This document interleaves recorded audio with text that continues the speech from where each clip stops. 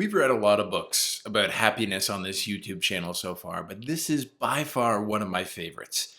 The book is packed full of ideas that are not only going to help you support your happiness, but also boost your well being and help you just thrive in life in general. Tal Ben-Sharhar is a brilliant professor. Actually, his positive psychology class at Harvard was the most popular class on campus, and we're going to dive right into the best ideas that are coming out of Happier by Tal Ben-Shahar. The first one I think is super important because it's defining what happiness truly is, a question that we've all probably visited ourselves. He says that he defines happiness as the overall experience of pleasure and meaning. A happy person enjoys positive emotions while perceiving her life as purposeful. The definition does not pertain to any single moment, but to a generalized aggregate of one's experiences. A person can endure emotional pain at times and still overall be happy. The thing that I pulled out here is that happiness isn't a single moment, a single event. It's not a goal that's achieved. I think it's easy to fall into the trap of, I'll be happy when. I'll be happy when I achieve this goal. I'll be happy when I buy a house. I'll be happy when I'm a certain weight. I'll be happy when I have a certain level of business success.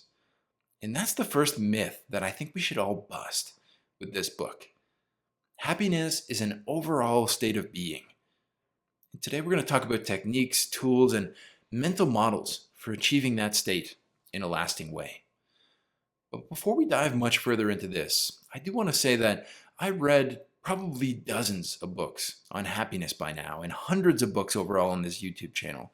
I've placed them all into this personal development AI map, which will essentially recommend you the best ideas or best books on particular topics.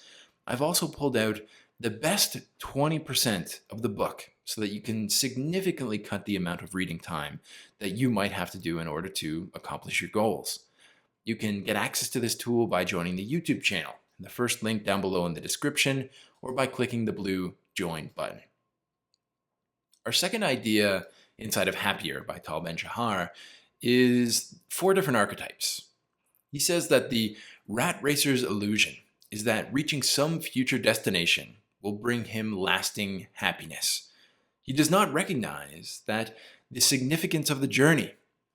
The hedonist illusion is that only the journey is important. The nihilist, having given up on both the destination and the journey, is disillusioned with life. The rat racer becomes a slave to the future. The hedonist, a slave to the moment. The nihilist, a slave to the past. Attaining lasting happiness requires that we enjoy the journey on our way to a destination we deem valuable. Happiness is not about making it to the peak of the mountain, nor is it about climbing aimlessly around the mountain. Happiness is the experience of climbing toward the peak. And I think we hear this so much in a lot of the other books that we've read, not particularly about happiness, but they talk about it about being the journey. But of course, that leaves out a very important part because it's not just about the journey. It's also about your end destination. True, lasting happiness comes from marrying these two things, right? The rat race archetype. This is an idea that's instilled in most of us from such an early age. Essentially, work hard now to enjoy some magical future. Ignore happiness today and be paid off later. The hedonist archetype is the complete opposite. It's living in the moment. It's not planning for the future, and it's focusing on the amount of pleasure that you can experience in the moment, which is not what we're looking for either, because that gets old pretty quickly.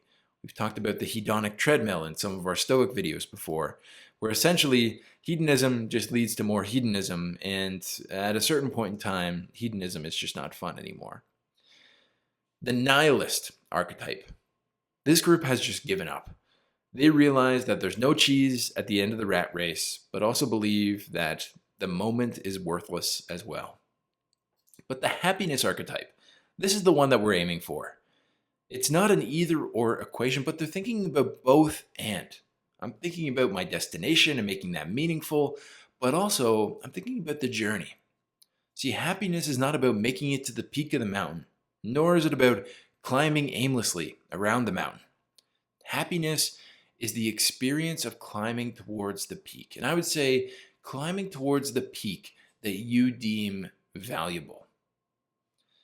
So we're getting into some more practical things coming up next. And the first one is something called happiness rituals. So for athletes, being a top performer is a deeply held value. And therefore, they create rituals around training. For most people, hygiene is a deeply held value, and therefore, they create the ritual of brushing their teeth, for example. If we hold our personal happiness as a value and want to become happier, then we need to form rituals around that too. So, a couple of different questions that you can think about here are: what rituals would make you happier? What would you like to introduce into your life? It could be working out 3 times a week. It could be meditating for 15 minutes every morning. It could be watching 2 movies a month, going on a date with your spouse on Tuesdays, pleasure reading for an hour every other day, and so on. Introduce no more than 1 or 2 rituals at a time, and make sure they become habits before you introduce new ones. As Tony Schwartz says, incremental change is better than ambitious failure. Success feeds on itself. So the first thing I think we should touch on about this quote is happiness really a deeply held value for you? It seems like an obvious question, right? But I think most of us don't realize how deep that truly is. It's something that we need to explore for ourselves and come to terms with. Do I really want myself to be happy? And one of the tools that I've created that are available to YouTube channel members is this idea of being your own best friend. It's one of the most impactful tools for this. What would I do? What would I say? How would I talk to myself if I was someone that I cared for? That's a really good exercise for you to try. After you've decided and worked through that you actually want to do stuff that's going to help you be happier, right? Now we're going to look at creating habits and rituals.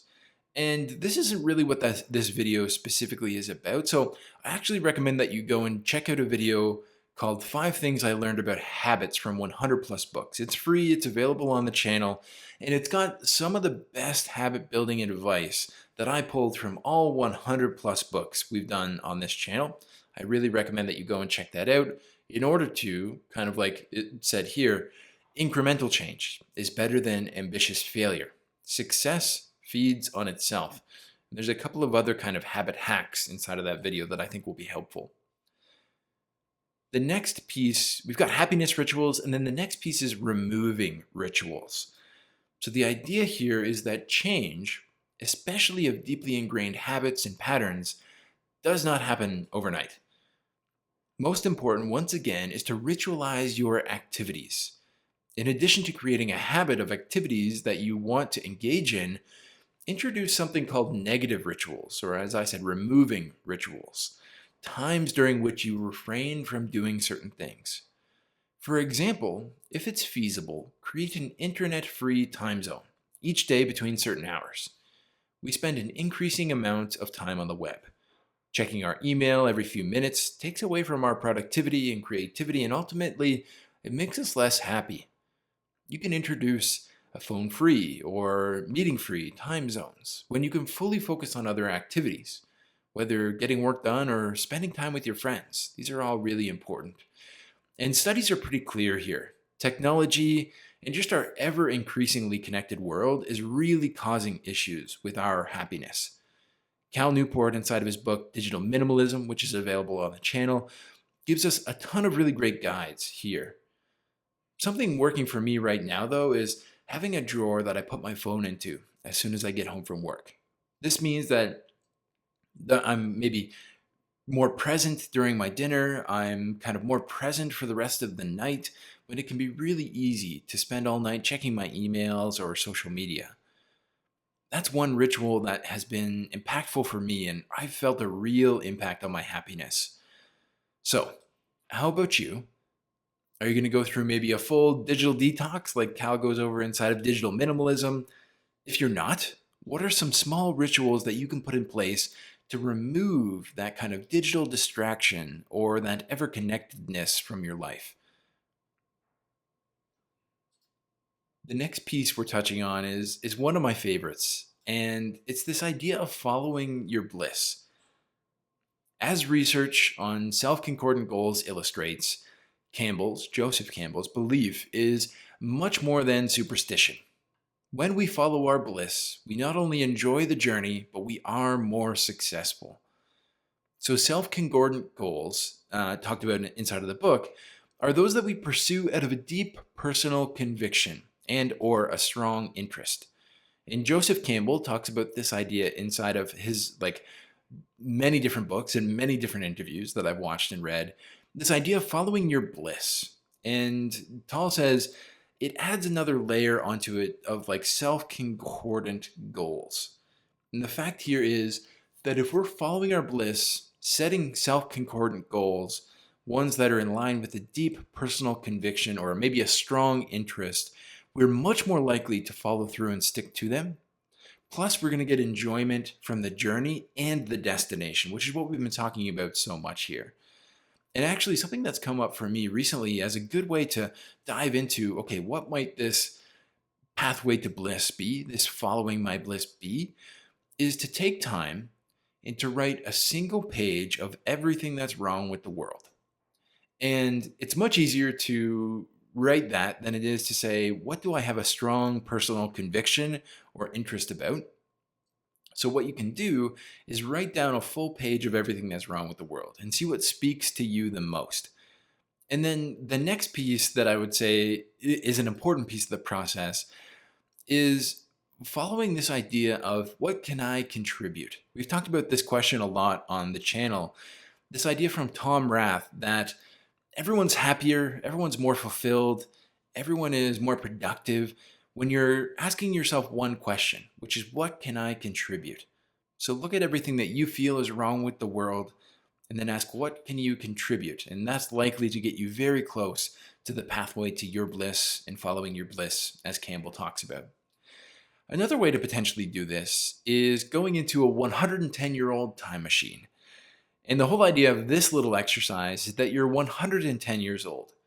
A time machine has just been invented, and you're selected as one of the very first people to use it. The inventor, who's a scientist from NASA, tells you that you will be transported back to the day when, as it happens, you first read this book or watched this video.